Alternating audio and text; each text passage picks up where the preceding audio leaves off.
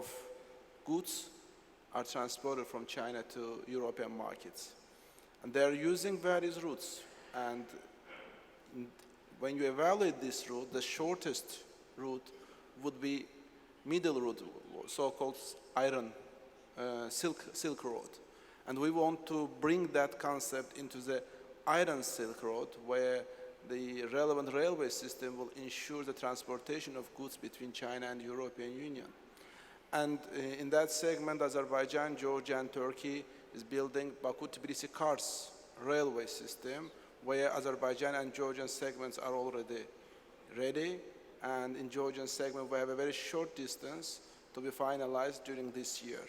After that, from Baku towards all European capitals, you can deliver your goods to the European markets, European capitals. And what's the time scale of that, do you believe? We anticipate that by the end of year, everything shall be finalized. If you took the transportation period from China to European capitals, you can easily reach within 12 days, compared to 45 days now being transported through the waterways from and the implications for Azerbaijan in terms of opportunity and development? It's of course huge opportunity for Azerbaijan, for Kazakhstan, for Georgia, for Turkey, all the countries along this route, because it develops, first of all, the infrastructure, it develops the diversification agenda, it's an extra earnings for the country, but simultaneously it's a not only transportation belt, but it's an economic belt, because alongside such a transportation routes, a lot of various other services are being developed, while very important role plays also SMEs, including the services towards these freight forwarders.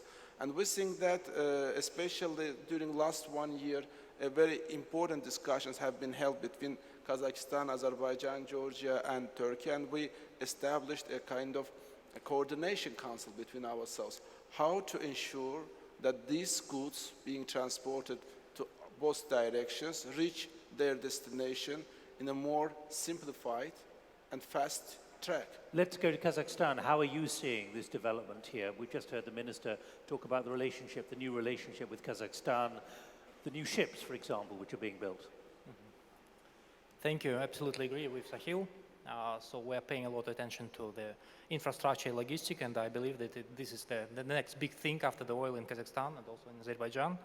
Kazakhstan geographically positioned itself as a natural crossroad, and a couple years ago we launched a program called Nurly Jol. It's a bright way, so mainly focused on logistic and transport infrastructure. So it's a partnership with international financial organizations.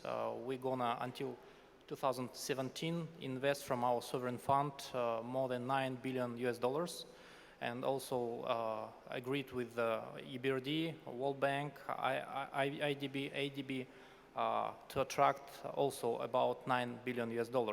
So the project, the biggest project, it's a automobile road, West Europe, West China. So now we are transferring, we can transit goods from China to Europe to Russia, so about 1 million tons annually. So, is this being driven by the Chinese ambitions? No. And also the practical problems of dealing with Russia now, with the new controls of To be precise, this project, China, West Europe, was announced before the Chinese strategy, One Belt, One Road. But the idea is quite obvious, to use our transit potential. Next year, this and next year, we are going to finish our part of this path, and I think we will enjoy significant growth of the transit of goods. One of the critical issues, particularly because of your energy reliance, is of course diversification, which we heard in the first session as well. How much is it, and you've both used the term, but let me ask you to develop that, because we are talking about new opportunities, and diversification, you both recognize, is necessary for your economy. How quickly do you think diversification will be enhanced by this new infrastructure which is going in, Minister? The diversification has been on agenda for a long time, and Of course, you cannot diversify fully your economy in 1 or 2 years.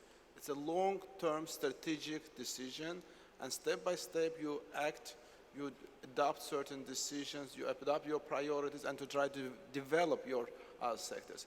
We achieved certain results. As I mentioned, today GDP is generated for 71% in the non-oil sector, while just 7-8 years ago it was vice versa.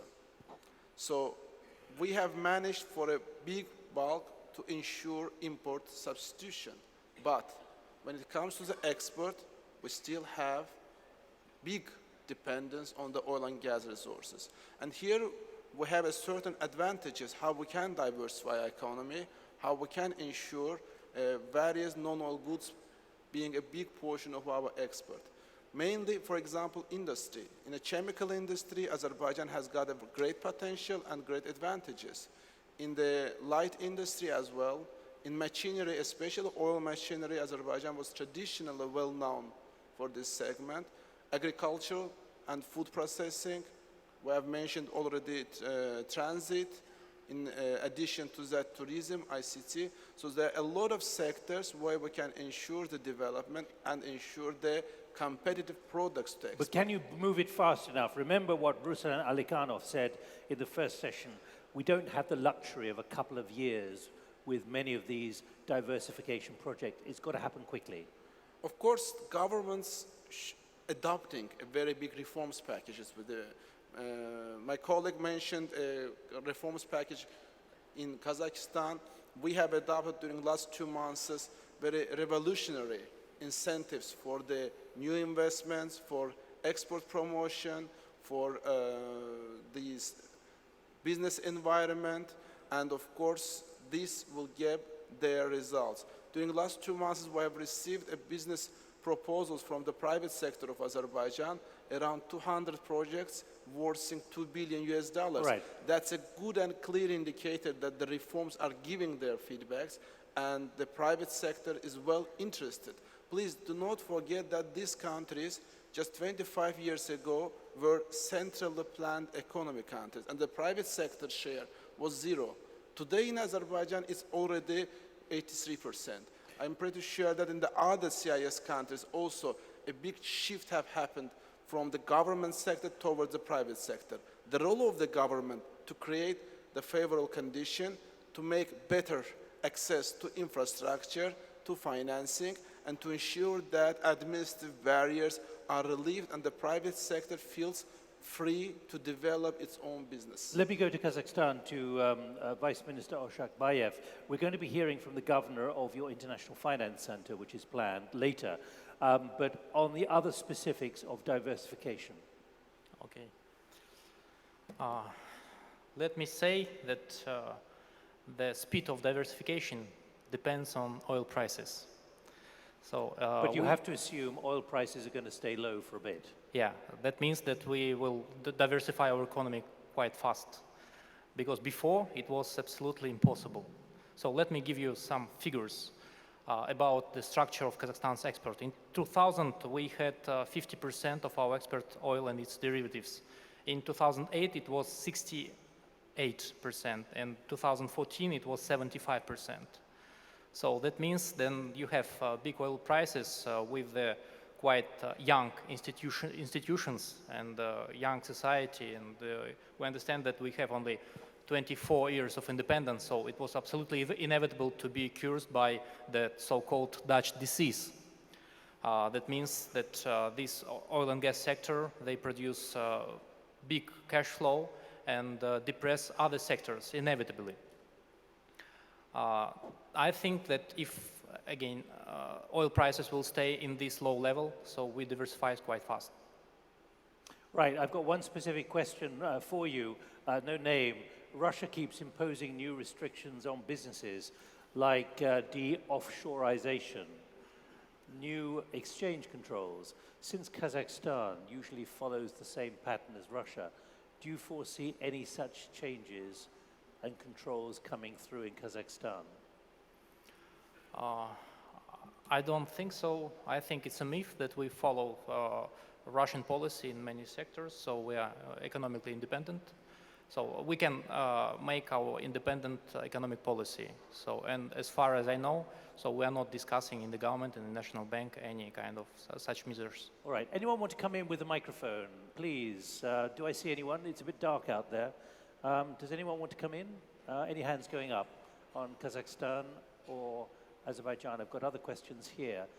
Please make your way to a microphone if you want to. Another question here. Other than oil and gas, which sectors do you consider to be priority sectors? What about the aviation sector, for example, which has been a success story in the UAE? How do you see that? We were talking about aviation and the difficulties of travel often within the region. Minister. When we say aviation, of course, we should think about what part of that, as a service aviation or as a production unit. Of course, as a production unit, it's a much more long-term decision, but as a service aviation, air connection, and so on, it's a part of the reforms as well.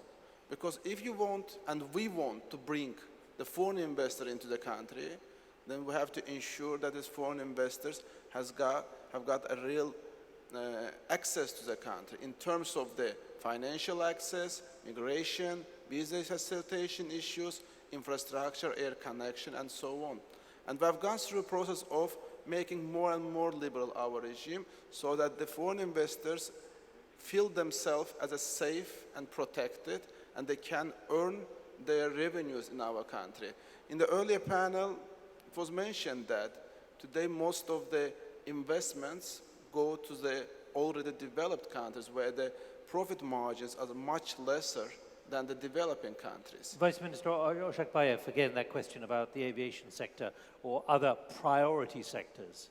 Okay, about aviation. So we have quite strong local company, Air Astana, with very strong government support, and we significantly liberalized this sector, and now at least if we're talking about local companies, we have SCAT, we have Back Air, we have Kazakh Air, so 4 local companies. And I'm not specialist in this sector, but as I understand, the competition is quite strong. If we're talking about the priority sectors, I believe that the next big thing after the oil and gas in Kazakhstan could be agriculture and food processing. Because if you look through the list of the top 3 farmers in terms of land ownership, so you will see 2 Kazakh names there. So we are number 1 in the world in agricultural land per capita. So, and huge potential to produce organic, ecologically agricultural products and process it and to supply to the growing Chinese market. So now we have pipeline of more than 50 investment projects from China, and some of them are strongly focused on agriculture, because it's obvious when you have the growing income, so there is a growing demand for organic products, and now China is ready to buy a huge amount of different products, and I highly advise you to think about investment in agriculture in Kazakhstan. Anyone want to come in at any point, please? I can't see anyone immediately putting their hands up. Just make your way to a microphone. Deputy Minister Babayev, you say you want to make it easier for those investing in your country. You did introduce capital controls on the 19th of January. Do you accept that that's going to create greater uncertainty about what investors can do with their cash? We actually have not adopted any regulation for capital control. That was the wrong information. There was a discussion within the government where a financial bloc, of course, was proposing such activities, but the government decision was not in favor of that, and there's a full protection of capital in Azerbaijan, and under our foreign investment law, as well as the 48 bilateral investment treaties signed with all major countries worldwide, they can easily import and export their capital from Azerbaijan. So we don't want to give the wrong signals to the investors. We do not impose any measures, any limitations to the flow of the capital in Azerbaijan, and we would like to make Azerbaijan as a hub for the investors, for the investments, for the capital flow in our region. And also, if I may, I would like to elaborate one issue, very important segment, also intra-regional cooperation. As I mentioned already in the transportation area, we have established a kind of council between all the countries alongside Silk Road, where we discuss the single tariffs, single procedures, simplifications, and so on for the transportation of goods. Also, in agriculture, we have established a good intra-regional projects. We have seen that a lot of Azerbaijani agricultural products are going to Kazakhstan, and they face certain problems in delivering, in storaging, and so on. And with the support of the Kazakhstani government, we have established in Aktau a big logistic park, which ensured that Azerbaijani and Kazakh businessmen can more and easier establish their links and projects, especially in the agricultural field. So these type initiatives should grow. Intra-regional cooperation, trade, joint projects should grow. Then, of course, we shall manage to increase our overall turnover, not dependent on the oil and gas prices. Let me pick up a point which was raised. Would you like to go to a microphone, please? Let me pick up a point which was raised in the first session with Ruslan Alikanov and Jean-Marc from the European Bank for Reconstruction and Development about SMEs, about skills, about education, and you're both nodding here. There's one question. What specific measures do your ministries are you going to take for the development of SMEs and entrepreneurs? Because both of them made it clear that they thought that this was holding back the potential for development, just having basic skills in business and so on. And you heard what the EBRD was saying. Absolutely agree with the EBRD opinion. And by the way, EBRD has, I believe, the third largest portfolio in Kazakhstan after Turkey and Russia, so more than $2 billion US dollars. And mostly they are located in small, medium enterprises sector. Now we have 17% of our GDP produced in SME sector, and one of the goal is to double it at least and reach the figure of 14%. We strongly support SME in institution terms of view. In terms of institutions, in 2013, we founded a National Chamber of Entrepreneurs. It's quite a unique organization. But do you have the skills to actually generate new skills for SMEs? Do you have the skills within the country? There is a clear understanding that this is the key. The key competitive advantage for SME is an access to knowledge. So now we see a lack of awareness about the business skill, how to do business. And there is a big room for improvement in this field, and we have plenty of different programs, investments of knowledge dissemination among small, medium enterprises in agriculture in different spheres. Also, there's a big challenge for Kazakhstan. It's human capital. So now we have from 0 to 6 years children, 2.3 million children born. So in 2014, we had 400,000 children born in Kazakhstan. But you'd accept what Dr. Babayev said a few minutes ago about still there being a bit of a hangover sometimes, or the perception of a hangover from a centrally planned economy. Absolutely. As I told, so there is a clear understanding, and we are paying a lot of attention to increasing knowledge skills in small, medium enterprises. So Dr. Babayev, tell us more about the way you're building skills and what you need to build skills at the kind of speed that's necessary to diversify your economy. I would address also SME issue linked to this skills issue as well. SME is one of the key elements of our strategy. And what we have done for them, we have introduced a very liberal tax regime, much more liberal than other actors for the SMEs. Lower taxes, lower custom duties, plus to that, much bigger access toward the financing, especially soft financing from the government, which is 3-4 times less than the commercial rates of the banks. We have to support the SMEs because they ensure, first of all, a very big portion of GDP, plus to that, they ensure very big portion of the employment in the country. And considering the fact that the SMEs also need not only the financing, but also in addition a certain education and skills and so on, we have launched a lot of various projects like industry quarters where the relevant infrastructure is prepared for SMEs to build up their own business, and the assistance, technical assistance are given with them, and we actively work with IFIs in this segment, including World Bank, with EBRD, with Islamic Bank Group, as well as the Asian Bank Group. So in total, all of this gives a favorable regime for them. But of course, when it comes to the education you can split up to the two. It's a higher education and vocational education. Vocational education is a missing part in all CIS countries. That is a problematic area where we actively work with the IFIs, and that's very important to develop the middle range workers on that. On higher education, we have a specially dedicated program where state finances every year Azerbaijani students studying abroad, which thereafter come back to the country and for 5 years work in the country. We've got a lot of questions coming in, but one pickup, you said you want to make taxes business friendly. I was very struck by that example you gave just before the session about the new reducing trucking tax in order to encourage trucks to go through your country. We have decreased 40% all the transit fees for the trucks going through Azerbaijan.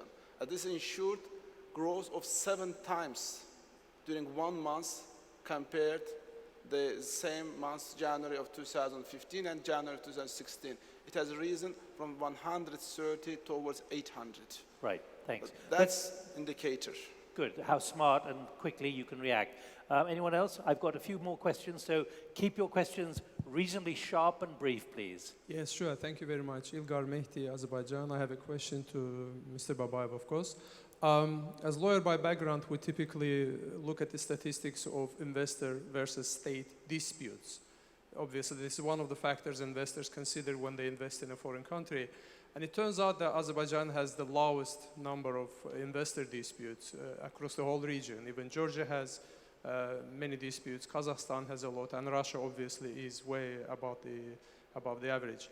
Now, want to understand, is this part of the thought-out strategy that the government doesn't like disputes, or it is just a coincidence? Or maybe there are disputes, but the government prefers to settle them, which is maybe another acceptable outcome, but one way or another. Thank you. Azerbaijan have, from the time of independence till now, we have received around 220 billion US dollars of investment towards our economy, out of which around half is the foreign investments. And all foreign investors, under the law and under the treaties, they have a right for international arbitration.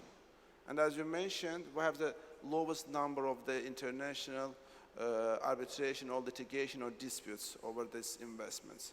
This is from one side, it shows that we are, as a government, as a state, very reliable partners. And secondly, we try to mitigate all the disputes, all the issues with an amicable settlement without damaging any rights of the major investors. Out of this 110 billion US dollar investment that our economy have received, 70% from foreign investors. 70% was oil and gas sector, and 30% was non-oil sector.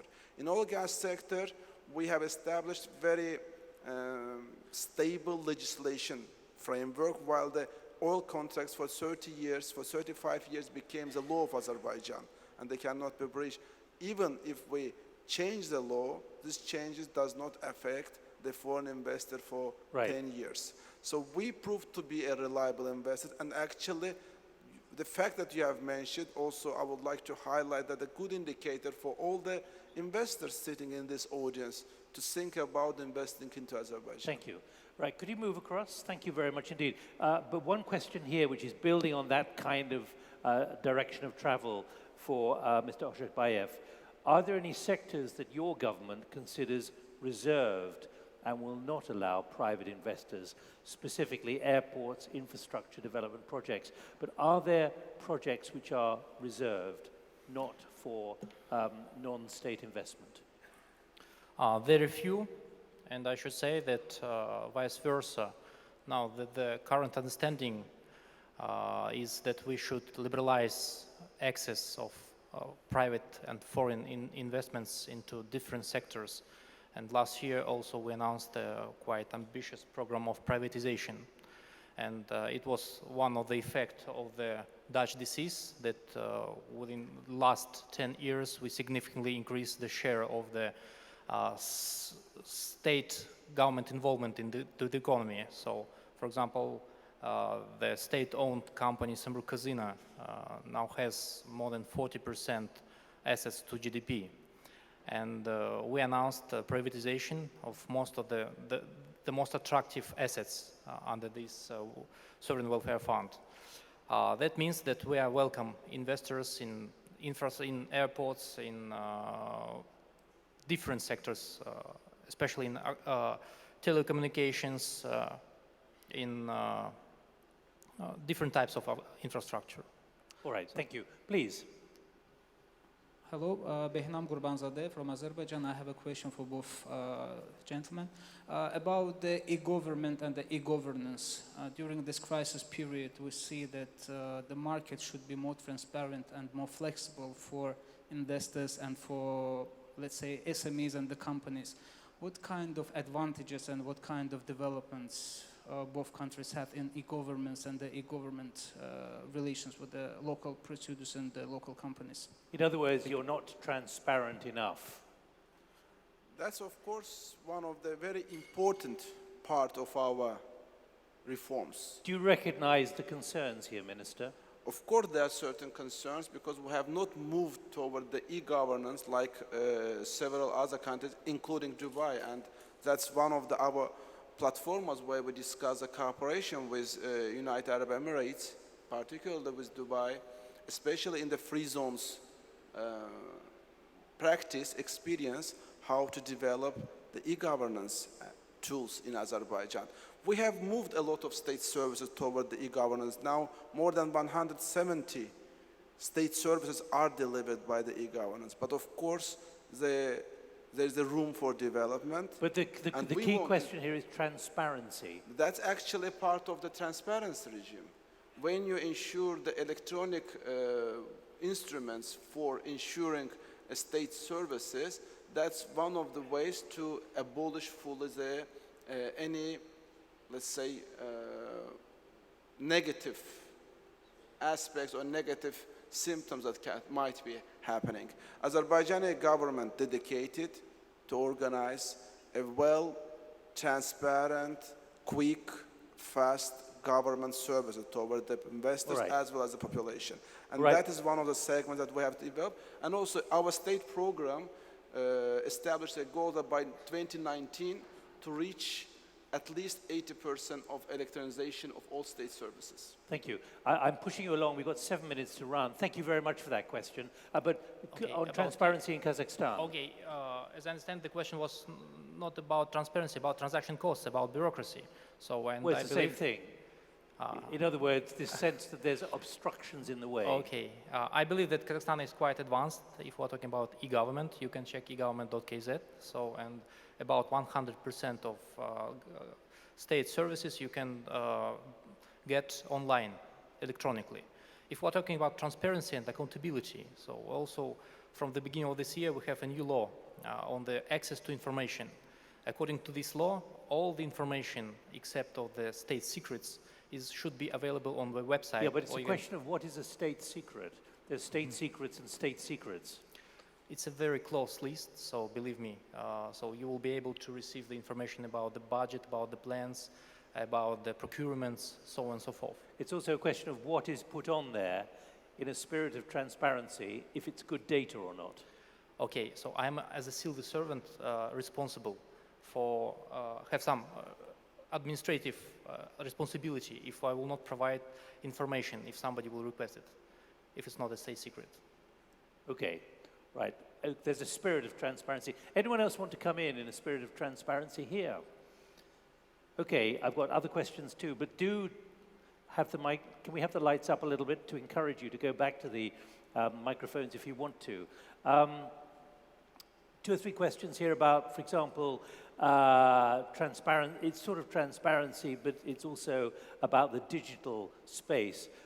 What's fintech's future in both countries, and is it in your government's focus? And this is kind of related, but not directly. How can and will technology play a role in the development of your economies, making them more accessible to foreign investors, Can we see tech companies like Uber entering your markets anytime soon? Is there going to be that level of, if you like, revolution in the digital space for business opportunities? Of course, more than welcome. And Uber is already in Azerbaijan. So we are in favor of developing our, as I mentioned, non-oil sector. And all segments, including the technology, tech companies, tech services, e-trade, all of the segments are welcomed in Azerbaijan, of course, which are implemented with in accordance with the legislation. And we are ready to improve legislation as well. If we see that in a certain point, for example, in my trip to Dubai, we were talking with the representative of the venture capital company, who have mentioned that in certain normative acts of Azerbaijan and legislation, there are certain gaps for the venture capital. And we said that we welcome these ideas. Certain areas are new for Azerbaijan, and we are ready to develop that. We are approximating our legislation toward the EU legislation, and more than 125 new laws, decrees, and orders have been approximated and adopted during the last 2 years. And we are ready to more improve and to create better conditions for the access of all companies, including tech companies. Dr. Oshakbayev. Okay, so let me also answer this question. By the way, last weekend I spent sitting in Almaty in jury of FinTech Hackathon, organized by Halyk Bank. It's the biggest bank in the country. So, and the interest to the new technologies, to the IT, to this FinTech is very, very high. Last year we made a quite significant reform in telecommunication. So we canceled so-called mobile slavery. So now you are able to save your phone number and to change your mobile provider. And if 1 year ago, so I paid for unlimited access to internet and the calls $100, so now it's less than $5. So, and I believe that Kazakhstan now is the cheapest 4G access to internet. So that I think that the telecommunications and IT also have big perspectives in. All right. One specific question for Kazakhstan here, just come in. Given the positive experience of Dubai to attract foreign airlines, we were talking about aviation a short time ago, whether it's planned in the future introduction of open skies to foreign airlines in Kazakhstan. You talked about Air Astana, but actually Air Astana has it on its terms.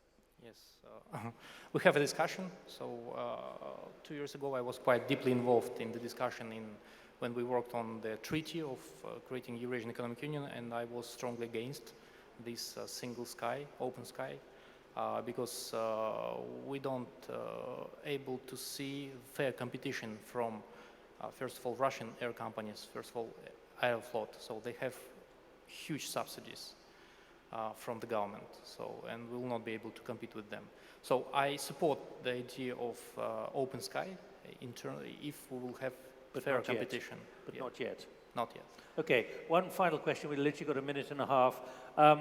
We've talked about energy, particularly oil and gas, but here's a question about another set of industries in serious difficulty. And given that you have some heavy industry, what about the prospects for investment in steel, aluminium, and iron ore? And of course, there was a big demonstration in Brussels a couple of days ago by many of those working in the steel industry across Europe. What are the prospects do you see in your country on that? We have big reserves of ore, and we are very much interested in the development of this industry. But you know it's under pressure because of the Chinese and the costs and the prices and so on. We have big aluminium facilities, and traditionally from the Soviet time, Azerbaijan was one of the major producers and processors of steel, and we would like to develop this segment together with Japanese companies. We have prepared international standard feasibility reports, and there's a very big investment opportunity for this segment. And also I would like to highlight, maybe it's a final, my colleague will also share, we are representatives of the government, and we highly appreciate this opportunity to address you, the business environment. We are ready to support with any initiative. And we would like the foreign companies, the investors, foreign capital, to come to our country as much as possible. Right. And the government representatives are ready to support you on this. Minister Oshapayev, this issue of the older industries, coal, iron, steel, aluminium. Absolutely. So this industry is very developed in Kazakhstan. And of course, they're suffering from low prices, but I hope they will survive. All right. Final thought here from another question about UAE visitors no longer requiring to apply for a visa. They get it on arrival. This is not quite the question asked, but what kind of difference has that made, not having a visa regime, in terms of the ability of business to see the opportunities? Of course, we started to simplify the visa procedures. Previously, you have to apply to the embassy, wait a couple of days, sometimes a week to get the visa to access to Azerbaijan. Now, you can immediately get that at the airport, in the entrance of it, when you're entering the Azerbaijan. This is very important because we want to make more facilitated and simplified regime for migration as well, so that that's one of the important parts of any business doing a business in a country. Is it easy to access or not? And of course, that was the result of our discussion with our Dubai partners, with our UAE partners, and with other countries. Wherever we see the room for improvement, we are ready to consider and to establish these improvements. Minister Oshapayev, Okay. visas. Okay, from the mid of the You accept it's a 2015, problem? Absolutely. It was a problem. From the mid of the 2015, so we provided visa-free entrance for citizens of 20 countries, and from the next year, 2017, also we will provide visa-free regime for all 34 OECD countries. Thank you very much indeed. Well, you've had good insight there. Both ministers are available to talk about your particular challenges, if you have some.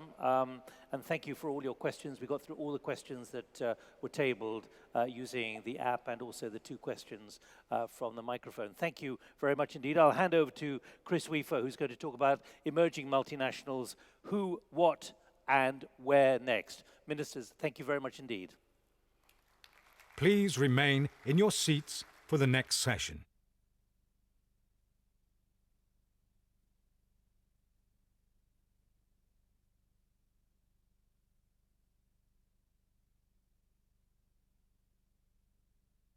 Please remain in your seats for the next session.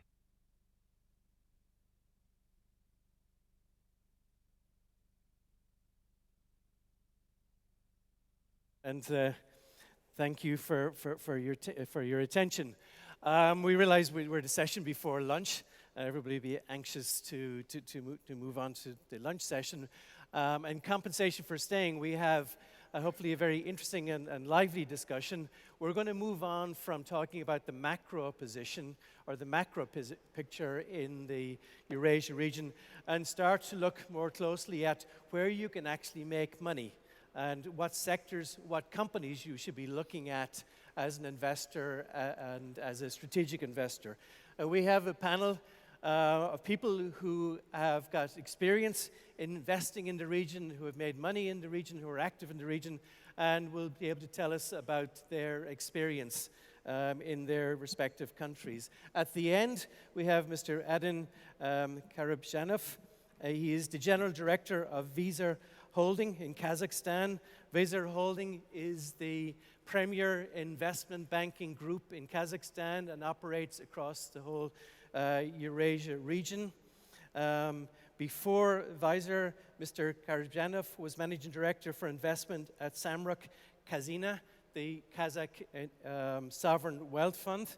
And he has held a number of positions of director of prominent companies in Kazakhstan, such as Kaz Telecom, Halek Bank, Kaz Transoil, and BTA Bank. He is currently co-chairman of the Kazakh-French Business Council.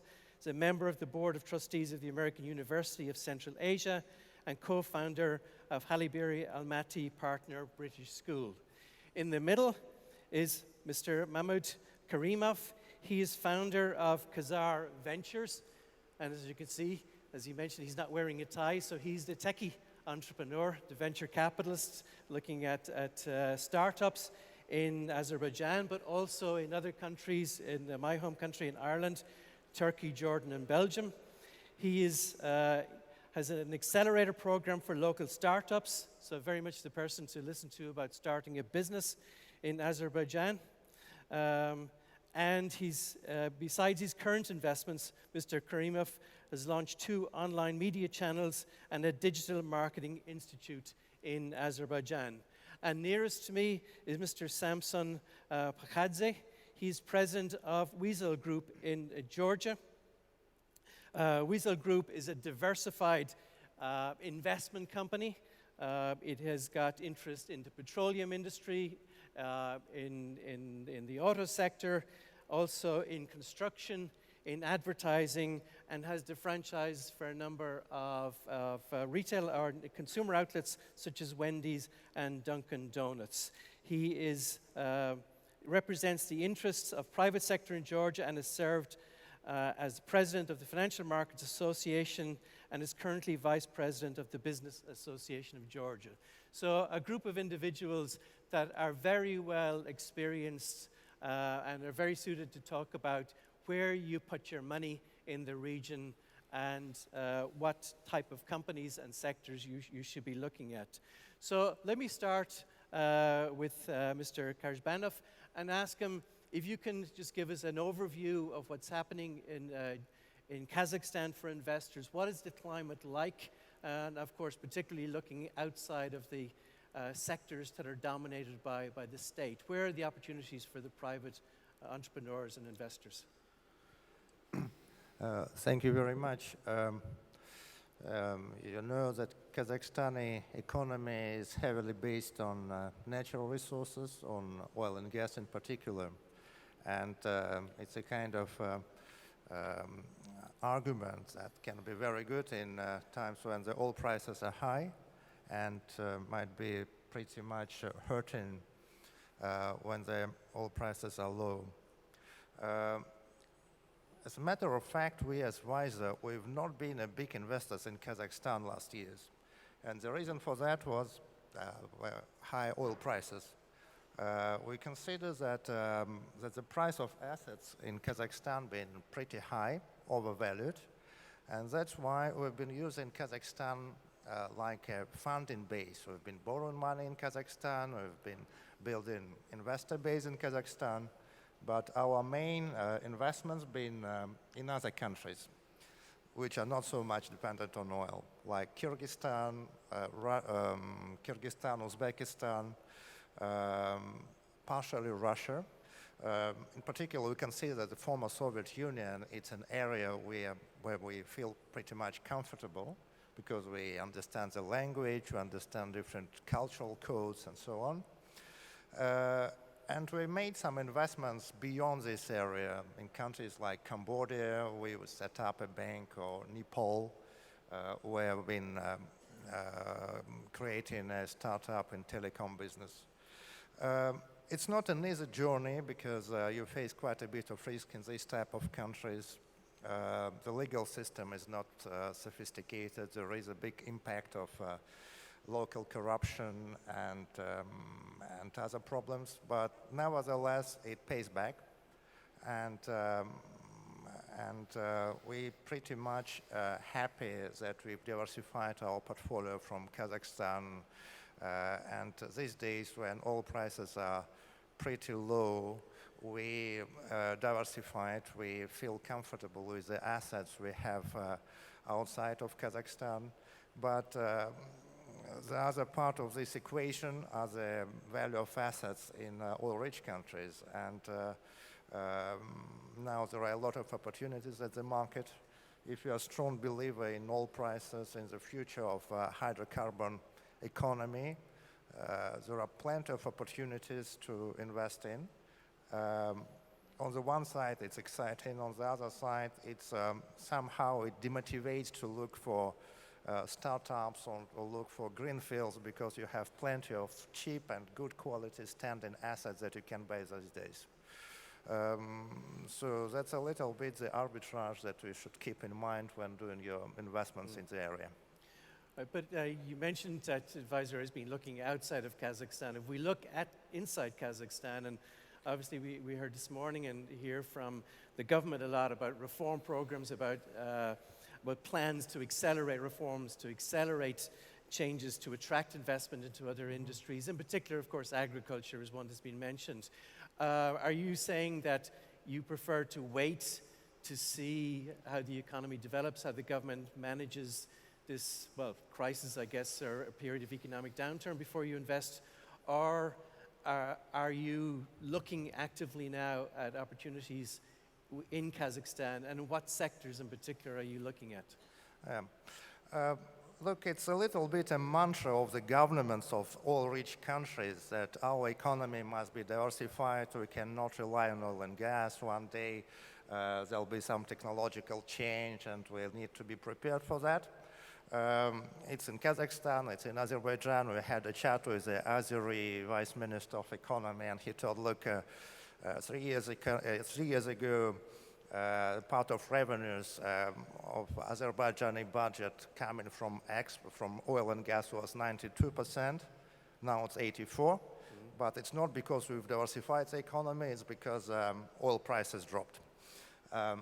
It's a little bit the same story in Kazakhstan. There are a lot of efforts of the government, a lot of stress on diversification, but at the end of the day, and everybody draws the example of Dubai, for example, or United Arab Emirates. Look, guys, they used to be dependent on oil and gas, and now they have a different structure. In Kazakhstan, I would say now there are two economies. Economy one based on natural resources, oil and gas, and economy two, which is a kind of supportive economy. Banking system, distribution, supermarkets, luxury brands, retail chains. But once again, all that is 100% based on the success of the export of the oil and gas or metals. I think the only way to escape that is a very long-term effort that the government should undertake to bring some foreign direct investments, to bring some international companies, to be able not to create a Kazakh iPad or something like that, but to try to be a part of this big chain of production for big multinationals. That's the only way to deal with that. Okay. Another necessary effort is to be done in political reforms, in creating the proper legal system, the proper representation of people, all that. That's a challenge of, that we face, and that's the only way to diversify the economy, but it's a very long-term effort. Sure. Okay, thank you for that. And Mehmet, if I can come to you next, and as I said in the introduction, you're an entrepreneur, an investor, you've been involved in startups, etc. So perhaps you could tell us about the investment climate, and clearly you have been investing outside of oil and gas, been looking at these areas. So what's it like to start a business in Azerbaijan, and what type of areas and startups are you focused on? Yeah, Assalamu alaikum, thank you for having me. Actually, I was used to work in marketing and in telco companies. The thing that I switched to venture capital and the startup was like, I was feeling passion in this sector. So, not in oil and gas, not in construction, and not in trade. There is not as big passion like in startups and in technology investment. So before crisis, okay, let's call it not a good times. Before not a good times, it was a buzzword or very trendy word to use the diversification in economy. But now we see the practical things happening in Azerbaijan, both in legislation and both in environment, both in mindsets. So now we think that it is the best time to diversify the portfolios of big companies, to diversify the capitals. So when we started investing in startups, it was like a kind of adventure for us because the whole country was enjoying the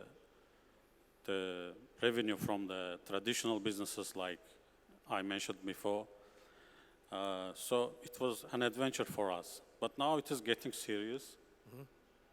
And why it is getting serious? Because, you know, before to become a multinational was like a very big challenge. So you have to deal with several things like logistics, some legislations, some recruitment issues, I don't know, many other stuff. But the sector that I'm involved is very different. So you invest in one ordinary guy who left university very recently, and he's moving to Germany and spreading his startup to the Europe. So in one day you are becoming kind of multinational, you know. That's why I'm saying that, because I don't have a huge experience in multinationals except some few years in telecom. So it was also for us very surprising that you can become very global player in a very short period. So the things that we are now dealing in Azerbaijan is convince the Azerbaijani investors to shift to another sectors as well. I mean, to invest in technology and startups as well. We have several success stories. I mean, I don't want to compare to Silicon Valley, even to the Western Europe cases. But again, at least we have some guys who created a startup and sold to Twitter and made a fortune, you know. So these are the new way of doing business.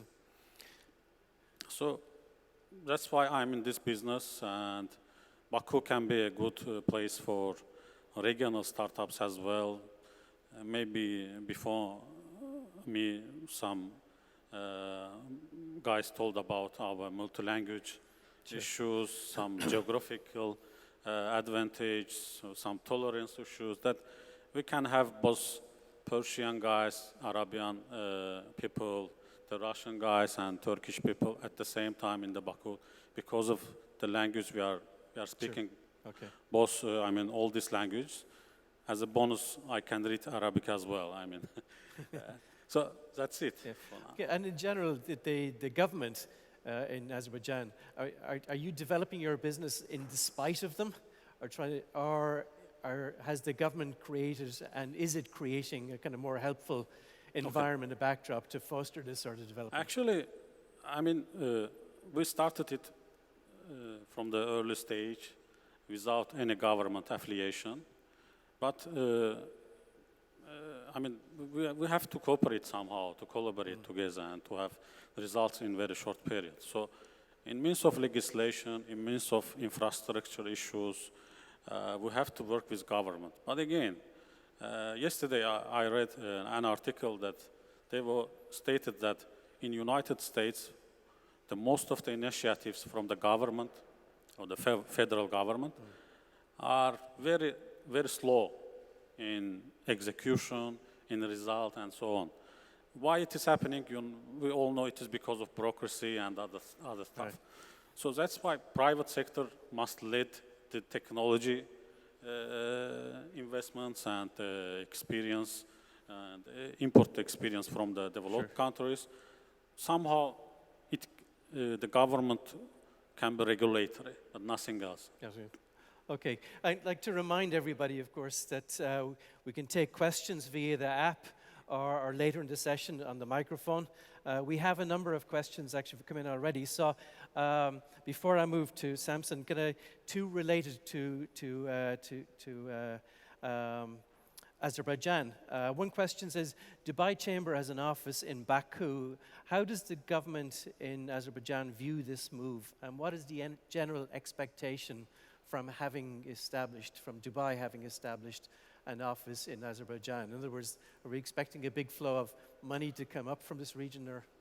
You know, we always had a good relations with United Arab Emirates, especially with Dubai, because as a nation we are also a trading nation. We love trade. So, but now we have to change the directions. Yeah. To invest in technology and in startups and so on.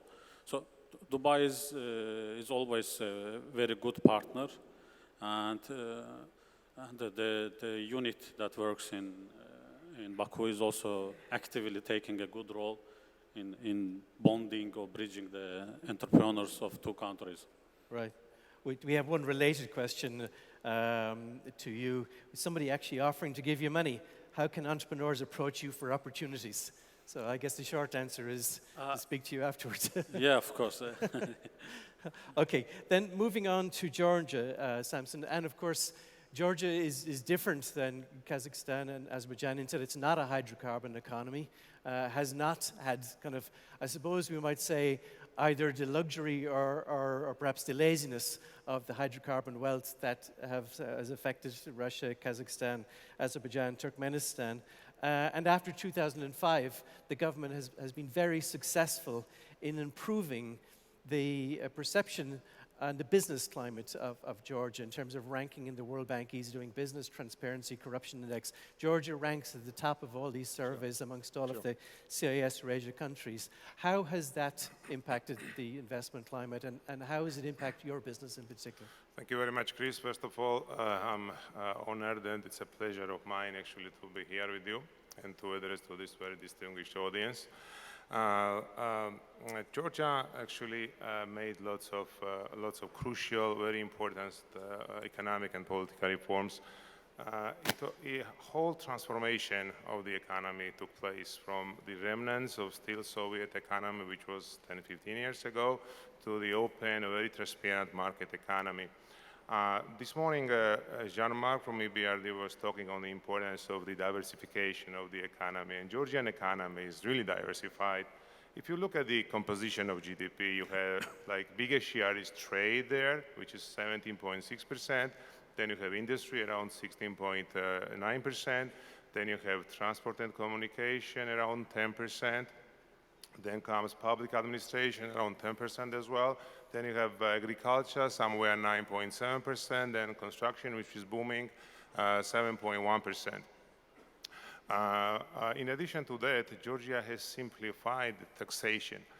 Currently, we have only six taxes in Georgia. Used to have 21 different taxes in Georgia.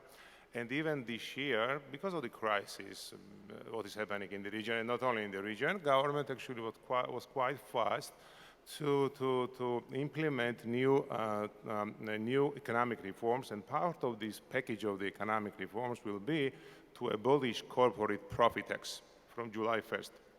So from July 1st, you're going to have only 5 taxes in Georgia, which is VAT, personal income tax, then you have property tax, import, and excise tax. Excise tax you have only for 3 products, which is tobacco, petroleum, and alcohol. And as far as import tax is concerned, 80% of products could be imported to Georgia with 0 tax rate. You have only a couple of products, like 20% of the whole import base, and you pay from 5 to 12% on those products while importing to Georgia, which is not quite high import duty as well. In addition to this, the tax administration itself is very much flexible. Even private companies, we have our own agents, and the tax policy department, it's very transparent. You pay couple of dollars every month, and they are giving you very professional and very adequate consultancy to make sure that you align with the rules, tax laws, and other rules actually that are there existing in Georgia. And as far as the importation of different products, very much depend on imports. So as far as import is concerned, Georgia's customs policy is also very much service and customer oriented. Our group, we import a couple of containers, lots of petroleum products through vessels on monthly basis, and through our experience, based on our experience and based on experience of different entrepreneurs in Georgia, it takes less than 15 minutes to custom clear products, any size of the cargo they are in Georgia. We have very much a flexible labor code. Unemployment rate in Georgia is 12.4%. 50% of unemployed people are very young guys from 20 to 34 years. So they are very highly talented individuals. And a monthly salary in Georgia is $340. And everything, actually, all these circumstances are paving the way to develop economy further. In 2014, we attracted FDIs 1.75 billion, which is quite sizable for Georgia. We don't know exact figures for 2015 so far, but it was around 1.3, 1.4 billion for FDIs. And we had like 4.6% growth in 2014 and somewhere 3% in 2015 because of the at least regional economic crisis. So moving ahead, there are key economic sectors in Georgia that maybe the participants of this audience will be interested in to look at. I would mention first transport infrastructure. Georgia is a rather small country, but we are sort of logistic hub because of geopolitical location, and geopolitical location of Georgia is really outstanding. We serve lots of countries, landlocked countries around, and on the Black Sea, because of the access to the Black Sea, and on the Black Sea we have a couple of very important ports. Start with, say, Poti Port, which is 10 million tons capacity, operated by APM terminals. We have Batumi Port, operated by Kazakhstan company, Constance Oil, 17 million tons capacity. Then we have Kulevi, operated by state company of Azerbaijan, Sokar, 5 million tons capacity. And we have Supsa Port, operated by BP, also 5 million tons capacity. And just 2 weeks ago, government announced that they finalized the new tender, and we will be building a new port on the Black Sea, which will have like 100 million tons capacity. And it will be used for Panamax and post-Panamax type of vessels. In addition to this, I would mention that energy industry is very much interesting part of Georgian economy, because Georgia is surrounded by countries with projected structural power deficit. Turkey, which is our neighboring country, and south part of Russia and others. And power generation, hydropower generation in Georgia, cost-wise, is very competitive. And Georgia has Georgia is one of the top countries in the world with water resources, and we are number 2nd in Europe by water reserves. We have like 26,000, Georgia is a mountainous country, so we have 26,000 rivers, and out of these rivers, 300 rivers could be utilized for hydropower projects. Only 20% currently of hydropower potential is utilized, though Georgian government has signed over 100 different projects with a total investment of 5.5 billion next 7-8 years. Some of the projects hydropower projects are under construction, some of them are in the permitting stage, and some of them are on the feasibility stage. So it's very interesting and a very attractive sector of the Georgian economy. Then it's tourism. Georgia has less than 4 million people, though in 2015 Georgia was visited by almost 6 million tourists, 6 million visitors. Lots of them are coming from Dubai, UAE, and we are very proud, and we are very happy to see lots of investors and visitors from this nice country. And there are a bunch of different hospitality projects taking place in Georgia. Okay. And the last but not least, retail industry. Wisol Group is the largest retailer in Georgia. We have the largest chain of petrol stations. We have food supermarket chain. We are franchisees, as Chris mentioned, of Wendy's and Dunkin' Donuts. We have over 30 different restaurants right now under Wendy's and Dunkin' brand, and we are growing further. And we have one of the largest real estate funds in Georgia and the largest advertising agency. We started our businesses in the beginning of 90s. Together with my brother, who is here in the room, we are the founders of the group. And we are quite positive, actually, to continue what we are doing there in Georgia. Okay, thank you very much, Samson. And please, I would encourage people who have any questions. We are getting lots of questions, particularly on the technology in the IT sector, which I'll come in a second, but also to remind you that if you want to ask a question at the lectern, please indicate, and we'll take those questions next. So I'm going to go back to Kazakhstan, to Aiden. And obviously, there's been a lot of discussion. We obviously understand the hydrocarbon industry, a lot of discussion about the Silk Road opportunities in transport. But let me come back on a question of technology and opportunities in the IT sector in Kazakhstan. In Russia, for example, we see Yandex has developed very strongly. It is the dominant search engine in the country. There's lots of other successful IT companies. E-commerce is growing quite well in the Russia region. What's the situation in Kazakhstan with regard to the technology sector, say e-commerce right now, and what are the opportunities for investors in this audience to participate if they wish? Yeah, I think it's a little bit like everywhere else in the world. So young people, youngsters, they dream, they look at Mark Zuckerberg or at Facebook, whatever, they dream to create a multi-billion startup. And personally, I think that in countries like Kazakhstan, the real startup comes from the other side. So you have traditional sectors, oil and gas, mining, whatever, and all those sectors are the biggest consumers of innovations.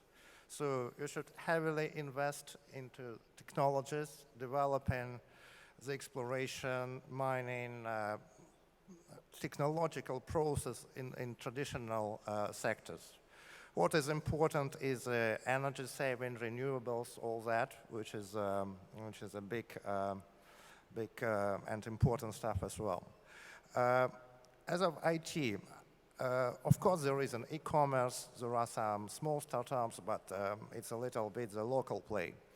What is important is the real IT in real sectors, like SAP, Oracle, like ERP applications, like a combination of those IT technologies with the real accounting, real financial management. When your business, your company has a turnover more than, I don't know, 40, 50, 100 million US dollars per year, it's a must. You must invest into that. You must buy real IT solutions. In fact, it's picking up, and we are involved in SAP implementation business in Kazakhstan. We have plenty of competitors, and we have a lot of big Kazakh companies buying those services. I think the next step is to move from the corporate sector towards the public administration, towards the city administrations, ministries, whatever, and we hope that one day the city administrations will run the ERP applications or Ministry of Defense or all that. I think it's the next step we have to make. Right. And for investors who are targeting the technology sector and some of these potentially high growth sectors, can they come in on their own? Are there investment funds they can work with, or do you advise? I think there are plenty of opportunities. They can talk to telecom companies or to oil and gas companies. Sure. I see the deputy CEO of Kazmunaygas making presentation this afternoon, and I think there are plenty of space for IT applications to be implemented. Sure. Okay, and a question for all three of you. Kazakhstan is in the Eurasian Economic Union. Azerbaijan, Georgia are not. If I can ask all three of you, perhaps in turn, do you see the Eurasian Economic Union as something real, something that really does affect business, or perhaps something that you can just ignore, that it's not really going to be that relevant? It's just impossible to ignore that, because as long as we are there. my feeling, it's my personal perception, that this Eurasian Union, it's a little bit a black box. It's not like the European Union. There have been some details and discussions for years and years, and still there are countries which are not so much happy with that, and there'll be a referendum in the UK and so on. In principle, any type of integration is good.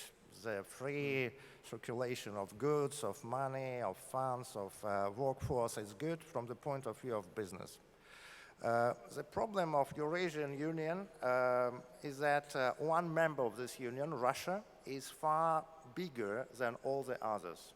So you cannot have a real discussions within this union. You have one member who is much more important than all the others. Another problem is the difference of economies of Russia and Kazakhstan on one side, for example, and Belarus and Armenia on the other side. You cannot put together countries with such different economies. Right. I think that this union can have a future the day when the people in Russia will understand that it's not a political project, it's just a business project. Sure. It's just an economic union. It's just a combination of economical treaties. If not, I don't think that this future will have, this union will have the real future. Okay. Mahmoud, do you, from Azerbaijan's point of view, you see an issue that the countries not in the Eurasian Economic Union are pretty much irrelevant for particularly what you do in terms of technology startups? I mean, this is more political issue, I think, than maybe economical. Yeah. And I think, again, we have to see the results of any cooperation. Mm-hmm. So if there is any practical added value to the economy or to the business, it's good. It's good to be there. Right. So even the CIS as well, I mean, we are discussing this in Dubai. So there must be some added values of every community or the organization. And if there is any practical results, yes. I welcome.